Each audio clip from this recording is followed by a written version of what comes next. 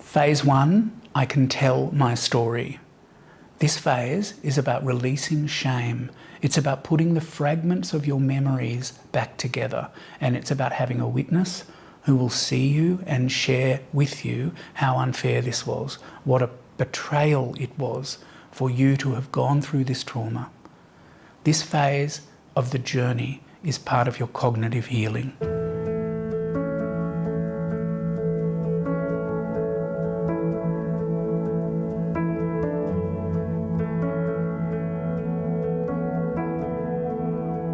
The exercise I'm going to give you now is to help you put your story together and tell your story in a new way. This is very much like peeling an onion. You may need to repeat this step a number of times throughout your life. I found that toxic shame kept brimming back up over the surface of my consciousness in cycles, and so the retelling of the story helped me to release it and re-decide once again that I was not to blame. Also, I still can't complete this exercise for some of my memories. From between 1970 to 1975, I've got a series of memories that I just can't place properly in those years, and so that's okay. You know, if you can't place events perfectly in time, that's okay too. Your memories can feel like a jigsaw puzzle that you haven't started solving yet. All the pieces are out there on the floor, but still unfinished. So I want you to let the memories come to the surface so that you can put the pieces back together again and finally see the whole. And while you're doing this, you ground yourself in the present moment, in your body, and you remind yourself that you're here, not back there.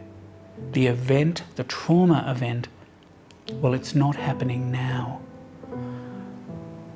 So there are some pitfalls in phase 1 you have to be careful of. One of the things that adult survivors do a lot is they start by going back to the abuser for closure. So they go back to their family of origin, the same family that was incapable of seeing them and loving them as children in the hope of finally being seen and loved. And what happens? They're re-traumatized by the reaction they get.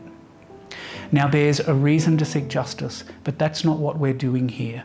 You're trying to understand your story and understand that it's not your fault. You may be unlikely to get that from your family of origin. The other thing I've already discussed is that people get stuck in retelling the story and in the drama of it. If you're in this place, that's okay. You need to be there. But one problem is that some of us may only feel fully alive in the memory of the trauma. This is a well-documented problem for survivors. The telling of the story is useful, but at some point, you have to be brave enough to move on to solutions. Not to abandon yourself, but to commit to bringing your whole self with you on the healing journey. Throughout this exercise, I help you ground yourself in the present moment. This will help you as you remember. The exercise I offer you in this phase is an introduction to putting your story together. If you're not at a point where you trust anyone right now, that's okay. I will walk you through this exercise so you can take this step on your own. I just ask that you have someone who is gentle, loving, and who you trust a phone call away. If you are at a point where you can trust others, then I strongly suggest you do this exercise with a witness. So with a counsellor or in a support group or with a helper, especially if this is your first attempt. What you're doing here is putting your story together, remembering it and assessing it. You remember the words that were spoken to you as a child and the events you experienced. You need to focus on remembering. Neglect and abuse are very complicated, and our memories do complex things with the experiences. For example, I recently worked with a middle-aged woman who'd been married and divorced twice. I'll call her Mary.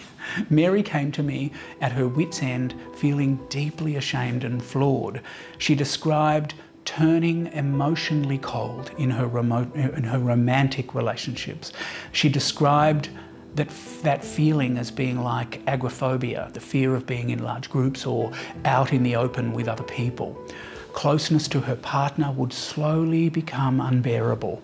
She'd have the overwhelming need to escape, and it would grow until it was uncontrollable.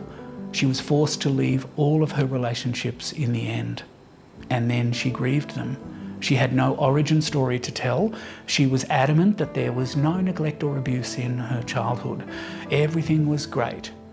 It wasn't until session 10 that she just happened to mention that her parents had been in an almost fatal car accident when she was 10 months old.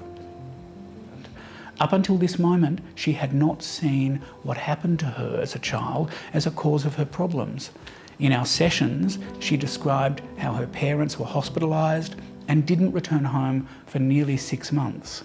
Mary, the infant, was taking her first steps by then and was already talking by the time both her parents were back in the home.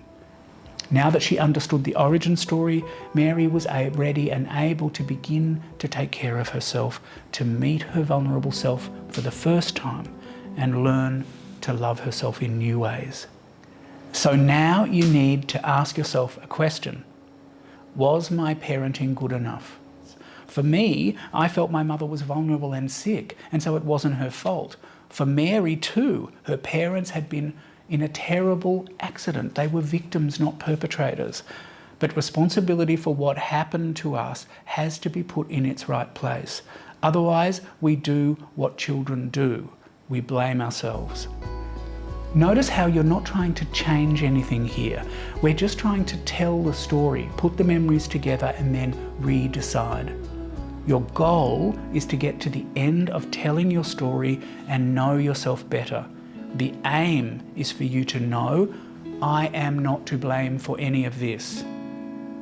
So you develop new conclusions about the experiences of neglect, abuse, and trauma in your past. You should experience a deep sense of relief in these realizations. At the same time, you come to understand that while you are not to blame, you are now responsible for the residue of these problems in your adult life.